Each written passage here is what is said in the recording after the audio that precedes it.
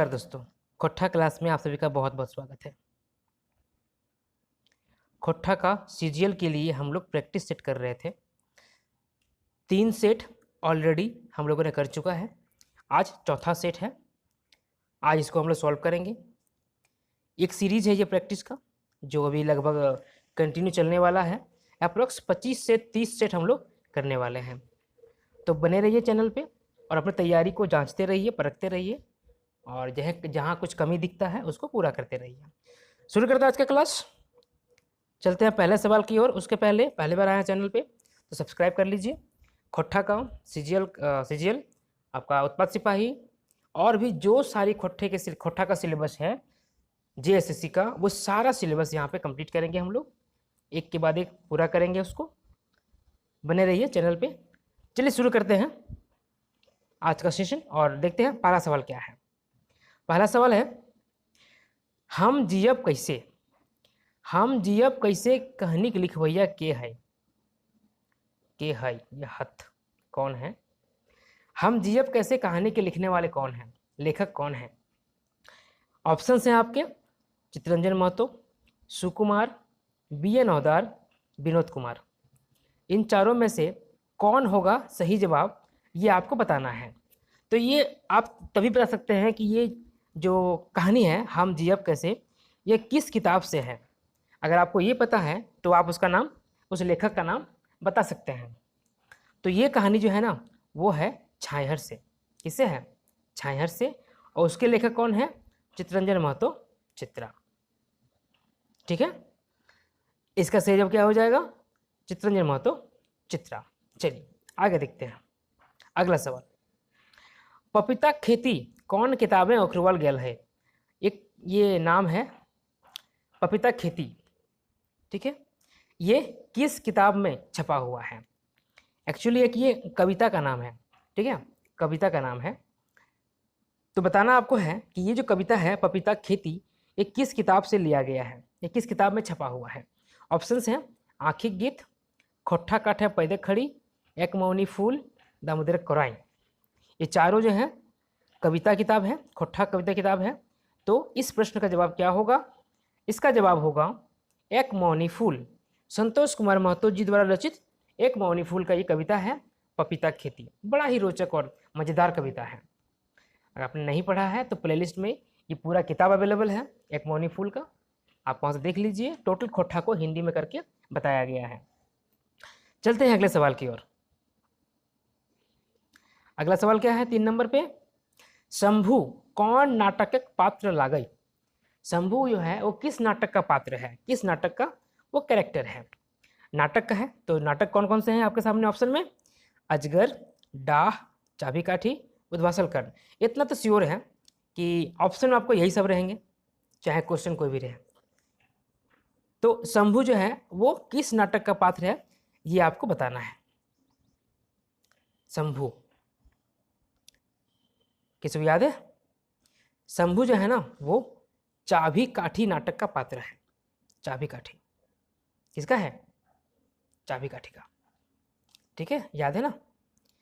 बाकी सारे जो नाटक हैं इसका हिंदी वर्सन अवेलेबल है वीडियो में, वीडियो के प्लेलिस्ट में, खोट्ठा क्लास चैनल में। नहीं पढ़े हैं तो पढ़िए, पूरा कहानी आपको समझ में आ जाएगा। और इस तरह के कोई भी सवाल हो आप उसका जवाब आसानी से दे सकते हैं। आगे बढ़ते हैं अगले सवाल की ओर। हमारा अगला सवाल है 4 नंबर का, प्रेमचंद के जन्म बच्छर बतावा। प्रेमचंद का जन्म कब हुआ था ये बताना है। अब बोलिएगा ये सवाल तो आउट ऑफ सिलेबस है, क्योंकि प्रेमचंद जी का तो कुछ नहीं पढ़ना है हमें। लेकिन खोट्ठा निबंध में एक चैप्टर है प्रेमचंद जी का, है ना? ध्यान दीजिएगा, खोट्ठा निबंध में एक चैप्टर है प्रेमचंद जी का, उसमें सारी बातें लिखी गई हैं। तो वहाँ पे लिखा हुआ है कि प्रेमचंद का जन्म वगैरह सारा कुछ लिखा हुआ है। सॉरी, ये वहीं से आया है, इसीलिए आउट ऑफ सिलेबस नहीं है, आपका सिलेबस सही है। ऑप्शन है आप सामने 1880, 1902, 1988, 1896। इन चारों में से सही जवाब क्या होगा ये आपको बताना है। आप भी कमेंट कीजिए, आंसर लिखिए, ताकि आपको आपकी जानकारी का अंदाज़ा लग सके। इसका सही जवाब होगा 1 नंबर 1880। 1880 में प्रेमचंद जी का जन्म हुआ था। ठीक है, चलते हैं अगले सवाल की ओर। अगला सवाल हमारा है, एक के भाई का नाम क्या रहता है? जग्गा, विराट, महेश या शेखर? आपने ये नाटक पढ़ा है, अच्छे से पढ़ा है, तो आप अभी आराम से बोल सकते हैं कि विवेक के भाई का नाम है शेखर। क्या नाम है? शेखर। ठीक है, अगला सवाल बढ़ते हैं 6 नंबर का। क्या क्वेश्चन है? बी एन औदार के बापे का नाम की है। अब बी एन औदार के पिताजी का नाम क्या है, ये आपको बताना है कि बी एन औदार जो है लेखक हैं भोगरात औदार, उनके पिताजी का नाम क्या है? ऑप्शन: विनोद औदार, रामटहल औदार, माधव औदार, नागो औदार। इनका जो जीवनी है बी एन औदार जी का आपने पढ़ा है, तो आप बता सकते हैं कि इसका जवाब होगा माधव औदार। क्या होगा? माधव औदार। ठीक है, बी एन औदार के पिताजी का नाम है माधव औदार। आगे बढ़ते हैं, सवाल नंबर 7। रेशमी माँ कह के केकरा डाके हलथिन? किसको रेशमी माँ बोल के बुलाया जा रहा था? रेशमी माँ कह के किसको पुकारा जा रहा था ना? केकरा डाका हलथिन मतलब किसको बुलाया जा रहा था? ऑप्शंस: दारू वाली, तारी वाली, चानो वाली, कोकरोनाई। आसान सवाल है ये, आप ये सिंपली जवाब दे सकते हैं अगर आपने ये कहानी पढ़ा है तो। इसका जवाब होगा चानो वाली। ठीक है, ओ दीदा कहानी का पाठ है ये, चानो वाली। आगे बढ़ते हैं अगले सवाल की ओर। देवता के खाए गले डाकिन, देवता के खाए गले डाकिन में मुख्य पात्र के है? देवता के खाए गले डाकिन जो कहानी है उसमें मुख्य पात्र कौन है, मेन कैरेक्टर कौन है जिसके इर्द गिर्द ये कहानी लिखी गई है? ऑप्शंस: उषा रानी, शोभा रानी, निर्मल दास, देवा चौधरी। 4 ऑप्शंस हैं, चारों में से सही जवाब क्या होगा वो आपको बताना है। कहानी आपको याद है, देवता के खाए गले डाकिन? एक समरी कर लीजिएगा, ठीक है, याद हो जाएगा। इसका जवाब होगा निर्मल दास। क्या होगा? निर्मल दास। इसका मेन कैरेक्टर है निर्मल दास। चलिए आगे बढ़ते हैं अगले सवाल की ओर। श्रीनिवास पानुरी जी जन्म भेल हलय। श्रीनिवास पानुरी जी जो लेखक हैं, खोट्ठा के महान कवि लेखक हैं, इनका जन्म कब हुआ था? इनका जन्म जो है ना बहुत आसान है, याद करने के लिए बहुत आसान है। एक ट्रिक दूंगा, उसे आप याद कर लीजिएगा। ऑप्शन देख लीजिए: 20 दिसंबर, 25 दिसंबर, 20 सितंबर, 25 सितंबर। ठीक है, ये 4 ऑप्शन हैं। सस्पेंस खत्म करते हैं और बताते हैं कि श्रीनिवास पानुरी जी का जन्म जो है ना वो 25 दिसंबर को हुआ था। ठीक है, कैसे याद करेंगे आप? 25 को क्या मनाते हैं? क्रिसमस।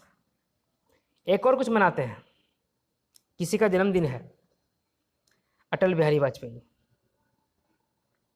ठीक है, अटल बिहारी वाजपेयी जी का भी जन्मदिन 25 दिसंबर है और श्रीनिवास पानुरी जी का जन्मदिन भी 25 दिसंबर है। ठीक है, तो 25 दिसंबर के डेट पे 3 आपका इंसिडेंट हो गया, तो ये आसानी से आपको याद रह सकता है। ठीक, आगे बढ़े अगले सवाल की ओर। 10 नंबर में, हमर हाथक माला किनकर रचना हकै? एक ये कविता है एक्चुअली में, हमर हाथक माला हाथे रहा लाए, है ना? ये किनका रचना है? तो पहले आपको पता करना होगा कि आखिर ये कविता किस किताब में छपा है। किताब में छपा होगा, देन आप ये बता सकते हो कि ये किसका रचना होगा।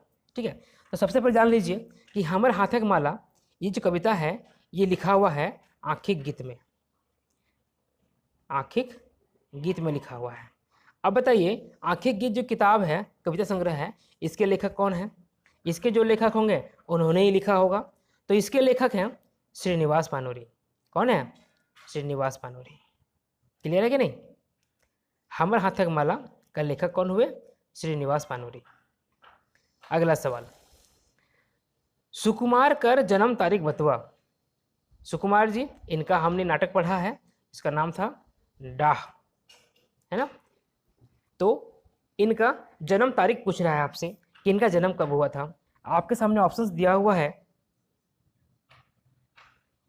2 नवंबर, 11 नवंबर, 25 दिसंबर और 29 दिसंबर। 4 ऑप्शन है, चारों में से सही जवाब क्या होगा ये आपको बताना है।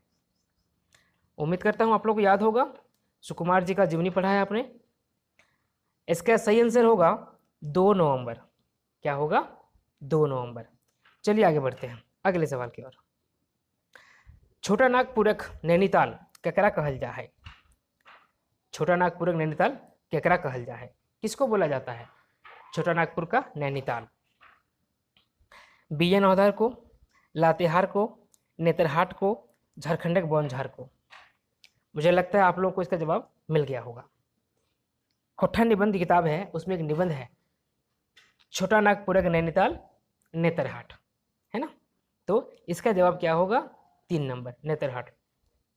देखिए कोशिश तो कर रहा था कि 30 मई आज की डेट है के बाद हम नेतरहाट घूमने के लिए जाएं, लेकिन लगता है संभव नहीं हो पाएगा। एक सप्ताह है स्कूल खुलने के पहले समर वैकेशन का, मे भी अगर मौका मिला तो भागूंगा उधर देखने के लिए, बहुत मन कर रहा है जाने का यहाँ पे। चलिए आगे बढ़ते हैं अगले सवाल की ओर। हम जियब कैसे कहनिए महसर कर पत्नी का नाम की रहो है? एक कहानी है हम जियब कैसे, है ना, छहर में है। तो इसमें जो महसर होता है उसकी पत्नी का नाम क्या रहता है? ऑप्शंस पार्वती, फुलेश्वरी, सरस्वती या महसरी। आपने कहानी पढ़ा है, ये उग्रवाद की समस्या पे लिखा हुआ है। इसमें जो एक होती है, इसमें कैरेक्टर होती है, उसके पति का मृत्यु हो जाता है, बंदूक से उग्रवादी लोग गोली मार देता है, ठीक है, वो कहानी है, आपने पढ़ा है। इसमें अलग क्वेश्चन है कि महसर की पत्नी का नाम क्या है? तो महसर की पत्नी का नाम रहता है पार्वती। पार्वती, ठीक है, यहाँ महसरी दिया है, इससे कंफ्यूज मत कीजिएगा, ये जवाब सही है पार्वती। ठीक है, आगे बढ़े अगले सवाल की ओर देखते हैं। एक मौनी फूल कर आखिर कविता कौन टाला गई? एक मौनी फूल जो कविता संग्रह है उसमें उसका आखिरी कविता कौन सा है? ठीक है, ऑप्शन है प्रार्थना, स्वागत, विधवा, विदाई। ये 4 ऑप्शन है, चारों में से सही जवाब क्या होगा वो आपको बताना है।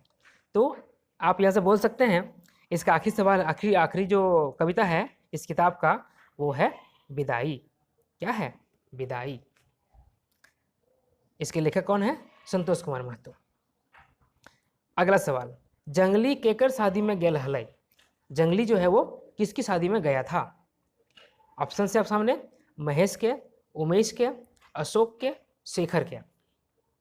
बताइए ये किस कहानी का है, किस किताब का है? ये सारी बातें आपके दिमाग में होनी चाहिए। यहाँ जान लीजिए कि जंगली जो है वो अशोक के शादी में गया था। ठीक है, कहाँ गया था? अशोक के शादी में। अगला सवाल, अगर किसी सवाल पे आपको डाउट होता है, किसी सवाल के जवाब डाउट होता है तो आप पूछ सकते हैं, हम लोग उसको मिल के उस डाउट को क्लियर करेंगे। मेरा जो सोर्स है उसके हिसाब से मैं ये सब बता रहा हूँ आपको। अगला सवाल, हुब कहनिए दामोदर कौन जाते खलय? हुब जो कहानी है, हुब, उसमें दामोदर जो है कैरेक्टर है उसका जात क्या था, किस जाति का था वो, किस जाति का था? चमार, दुसाध, भूइया या धोबी, ये 4 जाति हैं, चारों में से वो किस जाति का था? ये था भूइया जाति का। ठीक है, इसी कारण से जो उसमें एक आदमी रहता है जो इसको पसंद नहीं करता है, लेकिन लास्ट में यही दामोदर उसको इतना अच्छा काम होता है, हेल्प करता है कि उस आदमी का आंखें खुल जाता है और इसका धन्यवाद करता है। जबकि इसमें कुछ नहीं है, जातिवाद में कुछ नहीं रखा है, आदमी का गुण होना चाहिए, वो मानना चाहिए, जाति में क्या रखा है, सभी इंसान है, सबके शरीर में खून है। आगे बढ़ते हैं अगले सवाल की ओर। अजवार भौजिक कई गो छुआ हलय? अजवार भौजिक कई गो छुआ हलय? एक कहानी था ना अजवार भौजी का बेड़ाल चंगा, उसमें से ये क्वेश्चन है कि अजवार भौजी का कई गो बच्चा था? ऑप्शन है 2, 8, 10 या 12। चारों में से सही जवाब क्या होगा? थोड़ा दिमाग लगाइए, सोचिए, बताइए। इसका सही जवाब होगा 10। अजवार भौजी का 10 बच्चा था। कोई आम ला के खिलाता था, कोई कुछ मछली मार के खिलाता था, इस तरह का कहानी होता था इसमें ना। इसका उत्तर क्या होगा? 3 नंबर 10, है ना। अगला सवाल, करम परब कहिया मनवल जा है? करम मतलब कर्मा, कर्मा जो त्यौहार है वो कब मनाया जाता है? भाई बहन का प्यार है ये, भाई बहन के प्यार का त्यौहार है ये एक्चुअली। तो ये कब मनाया जाता है? इंजोरिया में, एकादशी में, शुक्ल पक्ष में या ईसभे में? इसका आंसर होगा ईसभे में। ठीक है, कैसे होगा बताते हैं अभी। देखिए, इंजोरिया क्या होता है? इसमें रोशनी रहती है, चांद रहता है। एकादशी क्या होता है? एकादशी मतलब 4 दिन बाद पूर्णिमा होगा, है ना। एकादशी, द्वादशी, त्रयोदशी, चतुर्दशी और पूर्णिमा, 4 दिन बाद पूर्णिमा होगा। तो पूर्णिमा के 4 दिन पहले क्या लाइट नहीं रहती है? क्या रोशनी आसमान में रहती ही है, चांदनी चमकती है। ये हो गया। अगला है शुक्ल पक्ष। तो 2 चीज़ें होती है, पक्ष 2 होता है, एक होता है शुक्ल पक्ष, एक होता है कृष्ण पक्ष। ठीक है, कृष्ण पक्ष। तो कृष्ण पक्ष में होता है अमावस्या वाला, जिसमें अंधेरा रहता है, और शुक्ल पक्ष होता है उजाला वाला, जिसमें रोशनी रहता है। ठीक है, तो ये सारी बातें सही हो रही हैं, इसीलिए इसका जवाब होगा ई सभे, 4 नंबर। ठीक है, बढ़ते हैं अगले सवाल की ओर। क्या है वो हमारा, देखते हैं। अगला सवाल क्या है? सुकुमार के खोट्ठा रत्न पुरस्कार कौन बच्चर देल गेल है? सुकुमार को खोट्ठा रत्न का पुरस्कार किस साल दिया गया था? ये आपको जवाब देना है। ऑप्शन क्या क्या है? 1992, 1993, 1980 और 1999। ये 4 ऑप्शन हैं, चारों में से सही क्या होगा ये आपको जवाब देना है। तो आपको पता होना चाहिए कि सुकुमार जी को और भी कुछ लेखक हैं, उनको खोट्ठा रत्न मिला है 1993 में। कब मिला है? 1993 में। ठीक है, आगे बढ़ते हैं अगले सवाल की ओर। वो है बोनेगलोर कहनी ककर पर लिखल गेल है ना। बोनेगलोर कहनी किस पर लिखा गया है? इसका थीम क्या है? ऑप्शंस है कृषि, कारखाना, प्रकृति या शोषण। देखिए, बोनेगलोर है ना, बोन मतलब क्या? जंगल, जंगल का आंसू। जंगल का आंसू है, जंगल को हम मानते हैं प्रकृति माता है ना, नेचर में आता है। तो ये जो कहानी है वो प्रकृति पे लिखा गया है, नेचर पे लिखा गया है। ठीक है, तो इसका उत्तर क्या हो जाएगा? 3 नंबर, प्रकृति। चलिए बढ़ते हैं अगले सवाल की ओर। हमारा अगला सवाल है 21 नंबर का। दामोदरक कोराय में दामोदरक शब्द कौन प्रत्यय लागल है? हमारा अगला सवाल क्या है 21 नंबर का, कि दामोदरक कोराय, ये जो नाम है दामोदरक कोराय, इसमें जो वर्ड है दामोदरक, है ना, दामोदरक, इसमें कौन सा प्रत्यय लगा हुआ है? ऑप्शन है अधिकरण, संप्रदान, संबंध या करण। कौन सा प्रत्यय है, या कह सकते हैं कौन सा समास है ना, कौन समास ये भी कह सकते हैं आप। प्रत्यय से नहीं होगा, समास होगा या प्रत्यय का समास होगा, जो भी है। आगे देखिए, दामोदरक मतलब क्या होता है? दामोदर का। ठीक है, दामोदर, दामोदर का, दामोदर के गोदी में, आंचल में। ठीक है, मतलब यहाँ पे क्या हो रहा है? संबंध का बोध हो रहा है। किसका हो रहा है? संबंध का बोध हो रहा है। तो आंसर होगा संबंध। ठीक, अगला सवाल 22 नंबर। हम जियब कैसे कहनिए चुनियाक मरद के रहो है। हम जियब कैसे, ये जो कहानी है इसमें चुनिया रहती है, महसर रहता है, चुनिया रहती है। तो चुनिया के पति का नाम क्या है? चुनिया के पति का नाम क्या रहता है वो आपको बताना है। ऑप्शन क्या है? गोबरा, डमरू, झबरू, बितना। 4 ऑप्शन है, चारों में से सही क्या होगा वो आपको जवाब देना है। तो आपको कहानी याद होगा तो बोल सकते हैं आप कि इसमें चुनिया के पति का नाम रहता है डमरू। क्या रहता है? डमरू, जिसको उग्रवाद लोग मार देता है, उग्रवादी से मार देता है। बढ़ते हैं हम अगले सवाल की ओर। समय कटवा ताश खेला में हारमोनियम के बजावो है। एक कहानी है ना, समय कटवा ताश खेला, इसमें हारमोनियम कौन बजाता है? गीत संगीत का कार्यक्रम होता है, उसमें हारमोनियम कौन बजाता है? ऑप्शन है आप सामने चिन्मय मुखर्जी, बालकृष्ण, आनंद या चिंतामणि। चारों में से कौन है जो हारमोनियम बजाता है? अगर कहानी आपको याद है, जब मैं पढ़ा रहा था तो बताया था कि इससे सवाल पूछ सकता है कि कौन क्या बजाता है, कौन गाता है, कौन क्या करता है। ये जरूर ध्यान रखिएगा क्योंकि इससे क्वेश्चन पूछ सकता है। तो इसका जवाब क्या होगा? चिन्मय मुखर्जी। हारमोनियम बजाने का काम किसका है? चिन्मय मुखर्जी का। यहाँ पर एक बार आप रिवाइज कर लीजिए कि कौन क्या करता है, ठीक है? तो आपको दिमाग में ये बातें क्लियर हो जाएंगी। कौन क्या करता है देख लीजिए अपना, तो दिमाग को दौड़ाइए, पढ़िए। अगला सवाल है, खोट्ठा काठे पैदे खड़ी किताबक पहिल प्रकाशन कौन बच्चर भेल है? खोट्ठा काठे पैदे खड़ी किताबक प्रकाशन कौन बच्चर भेल है?